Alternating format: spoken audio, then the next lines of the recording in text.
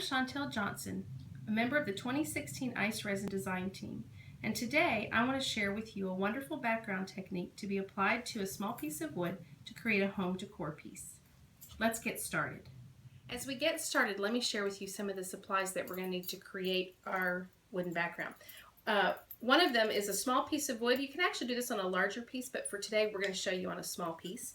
We need a couple of ink choices, ink colors, and what we're going to use are the Ranger Archival ink in Viridian and Leaf Green. These are going to give a great background color. And then we're going to use three different colors of iced enamels, the turquoise, the copper, and the pewter, along with texture paste that we're actually going to keep white. Many times we color the texture paste, but today we're going to keep it white. A wonderful stencil, and then let's get started. Here's our finished piece, and you can see the greens coming through, the copper, the turquoise. So this is what we start with. We actually start with our ink pads, and we don't need to prepare our wood or prep our wood. Just make sure that it's sanded on the side in case it's not. And then we're just taking our green, the leaf green, kind of inking the edges, putting some onto the piece of wood, and then we'll move on to our second color.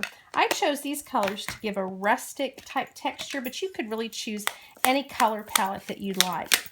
And so we're just going to add a little blue that's going to come out, and we're just going to give it a little bit like this. And this way our iced enamels don't necessarily have to cover the entire surface. So now to the iced enamels, and I actually have all three open. We don't always do that, but today I'm mixing. And so what I'm doing is I'm taking our iced enamels medium, which is our adhesive for our iced enamel relic powder, and I am just brushing this. And what I'm going to do is I'm going to brush the whole thing, and then I use a spoon. You might use a little scoop. I'm just going to start with the black, and I'm going everywhere but not covering fully. And each piece will turn out a little bit different. And now I'm going to come with my turquoise, and I'm going to put it on, maybe heavier in spots. I may tap it, and now I'm going to come with my copper. Let me coat this entire piece, and then I'll show you how we heat it. So I've covered this with the iced enamel relic powder. I haven't heated it yet. I want to share a tip with you. When you're combining the colors like this, normally we would, when we do our relic powders, we would have a separate piece of paper for each relic powder. But sometimes I like to create a mixture, and I just take all this relic powder, I pour it into a cup, and then I save this, and I create kind of a custom color when I get ready to do another iced enamel project. So it's never wasted, and it's put to good use. All right, let me just start the heating process. We use our heat embossing gun, craft gun. If you've got a high-low speed, you can start out low. This one has one speed. We're going to actually heat around the piece of wood and then move to the center. And when it begins to bubble and melt, we move, kind of keep continually moving our heat gun so we don't just overheat one spot. So we're going to get started, and I'll show you just a little bit.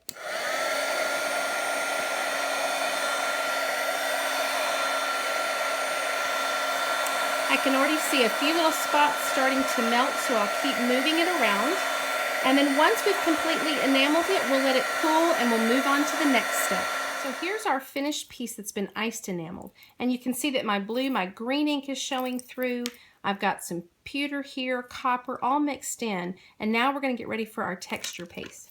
I have this wonderful stencil, and I don't necessarily need to have it perfectly placed. It can be off-centered. It can be really whatever you'd like. So I'm going to take about maybe 2/3, but I may just kind of tip it like this. And then with our texture paste, we use a little palette knife. And like I said, a lot of times we would color this. We would take this and mix it in with paint or perfect pearls or anything like that that you have. But today I want the white contrast. I got a little bit too much there. So now we just take and we begin to spread that. I absolutely love texture paste. It's one of the fun elements to creating texture and depth to a lot of different pieces on paper, on wood. And then we kind of scrape off the rest, and then you lift it straight up, and there is our texture paste.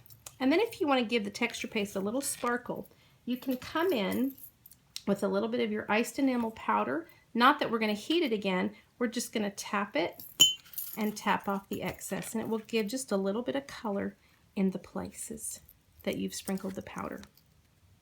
With our background piece now finished, we're ready to begin to add our elements. So with this one, I've added a bezel that is filled with a sentiment and ice resin, some vintage watch faces, and these wonderful watch gears or the hands, but they actually started out black. And I just wanted to remind everyone that many of these metal embellishments, the color on the top is a coloring, it's not actually the metal. And if you'll just take your sander, little hand sander, it's going to become either copper or brass, the base metal pewter, and so you can alter the colors just to have another way to have these embellishments go together. Thank you so much for joining me today. For more ideas and inspiration, please visit my blog at chanteljohnson.blogspot.com or the ICE Resin blog. Hope you have a great day.